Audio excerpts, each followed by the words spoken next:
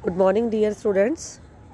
आज की हमारी वर्कशीट का नंबर है 81 और आज है दिनांक 3 फरवरी 2021 और पाठ हमारा वही रहेगा जो हमने लास्ट कार्यपत्रक में पढ़ा था, माटी वाली।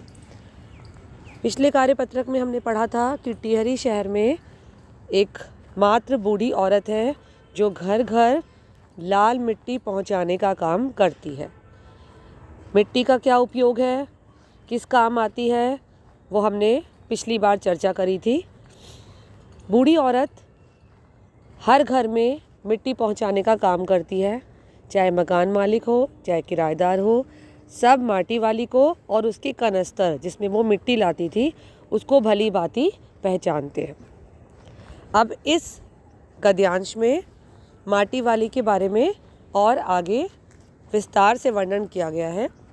माटी वाली के पास अपने अच्छे या बुरे भाग्य के बारे में ज़्यादा सोचने का वक्त नहीं था। माटी वाली सुबह बहुत दूर माटा खाना था उसके घर से, वहाँ से मिट्टी खोद के लाती और घर घर मिट्टी पहुँचाती। पूरा दिन सुबह से लेकर रात तक उसे कड़ी मेहनत करनी पड़ती, इसलिए उसके पास ये सोचने का वक्त ही नहीं था कि उसका भाग्य अच्छा चल रहा है या बुरा।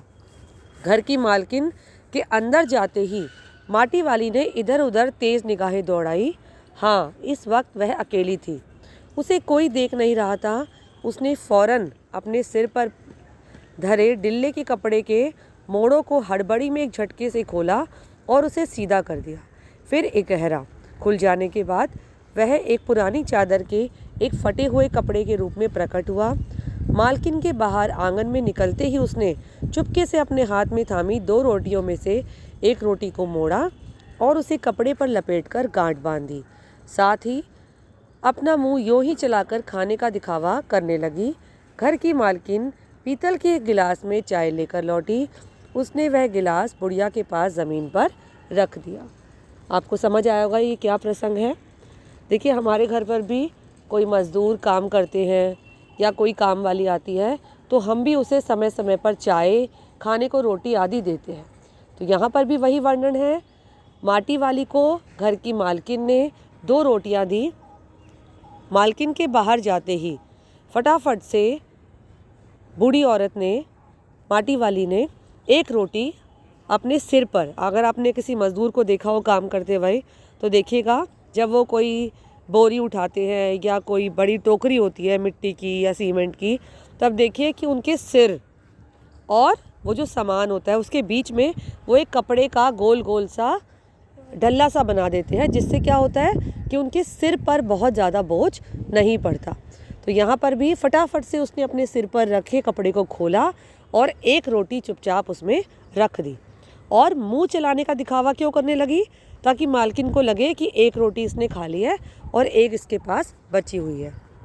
ले, साग वाग तो कुछ है नहीं, इसी चाय के साथ निकल ले। अब यहाँ पर मालकिन ने कहा, देख सब्जी वब्जी तो कुछ बची नहीं है, चाय है, इसी के साथ ये रोटी खा ले। माटी वाली ने खुले कपड़े के एक छोर में पूरी गोलाई में पकड़कर पीतल का वह गर्म गिलास हाथ में उठा लिया। अपने होठों से गिलास के किनारे को छुआने से पहले शुरू में उसने उसके अंदर रखी गर्म चाय को ठंडा करने के लिए सू सू करके उस पर लंबी लंबी फूंकें मारी। ये सब बहुत आसान बातें हैं बेटा, हम सब भी करते हैं। गर्म चाय होती है उसको फूंक मार के ठंडा करते हैं। हम स्टील या पीतल के गिलास में अगर पी रहे होंगे तो हाथ से नहीं पकड़ा जाएगा, आप उसे कपड़े से पकड़ेंगे।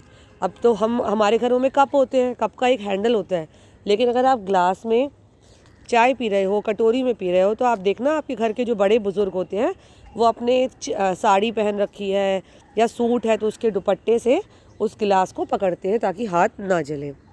चाय तो बहुत अच्छा साग हो जाती है ठकुराइन जी, भूख तो अपने आप में एक साग होती है बुढ़िया, भूख मीठी की भोजन मीठा। बहुत ही अंत में बात कही गई है। देखिए, हम सब इसको मानेंगे, भूख मीठी की भोजन मीठा। आप बताइए, सबका यही जवाब होगा कि भूख मीठी होती है। अगर कहते हैं ना, भूख में अगर चने भी मिल जाएं तो वो भी हमें बादाम के समान लगते हैं, और भूख ना हो तो कितने से स्वादिष्ट व्यंजन हमारे सामने रखे हों वो हमें फीके लगते हैं। तो बुढ़िया ने कहा कि भूख मीठी होती है, आप जो मुझे दे रहे हैं इस समय अगर मुझे भूख है तो वो मुझे बहुत ही मीठा लगने वाला है। आइए अब प्रश्न उत्तर पर नज़र मारे। इस गद्यांश में माटी वाली ने बहुत अच्छा साग किसे कहा है? आपको पता है किसे कहा है? चाय को। दूसरा प्रश्न, माटी वाली के पास अपने अच्छे या बुरे भाग्य के बारे में सोचने का वक्त क्यों नहीं था? क्योंकि माटी वाली सुबह से लेकर रात तक कड़ी मेहनत करती, परिश्रम करती, मिट्टी खोद के लाती, घर घर मिट्टी पहुंचाती, इसलिए उसके पास ये सोचने का समय ही नहीं था कि उसका भाग्य अच्छा है या बुरा। तीसरा प्रश्न, मालकिन के अंदर जाते ही माटी वाली ने क्या किया? माटी वाली ने क्या किया? अपने सिर पर रखा कपड़े का ढल्ला खोला और एक रोटी उसके अंदर फटाफट से छुपा कर रख ली। अब आप जब आगे इस गद्यांश को पढ़ेंगे या इस कहानी को पढ़ेंगे तो आप जानेंगे कि एक रोटी उसने अपने घर पर इंतज़ार कर रहे बूढ़े पति के लिए छुपा कर रखी है। भूख मीठी की भोजन मीठा से क्या अभिप्राय? इस कथन का अभिप्राय यह है कि व्यक्ति को जब भूख लगी हो तो कितना भी स्वादिष्ट भोजन मिल जाए वह उसे मीठा ही लगता है। इस पाठ के आधार पर माटी वाली के चरित्र का वर्णन कीजिए। माटी वाली एक बूढ़ी औरत है, शहर में लाल मिट्टी पहुंचाने का काम करती है। वो बहुत ही स्वाभिमानी है क्योंकि उसको अपने गरीबी के कारण कभी वो अपने भाग्य को दोष नहीं देती। वो बहुत ही मेहनती है और परिश्रमी है। उसके बाद हमारा अगला प्रश्न है, छठा प्रश्न, जो रचनात्मक लेखन का होता है। यदि आप मालकिन की जगह होते तो उसके साथ कैसा व्यवहार करते? यदि हम भी मालकिन की जगह होते तो उसके साथ अच्छा व्यवहार करते, उसको खाने के लिए रोटी देते, सब्जी देते, उसके हो सके जितना हमारा सामर्थ्य होता हम उसकी आर्थिक रूप से भी सहायता करते। तो इस तरह से ये हमारा आज का गद्यांश दिया हुआ है, पठित गद्यांश, और इसके साथ ये प्रश्न उत्तर है, बहुत ही आसान है। जल्दी से करके इन्हें अपने विषय अध्यापिका के साथ शेयर कीजिए। थैंक यू बेटा।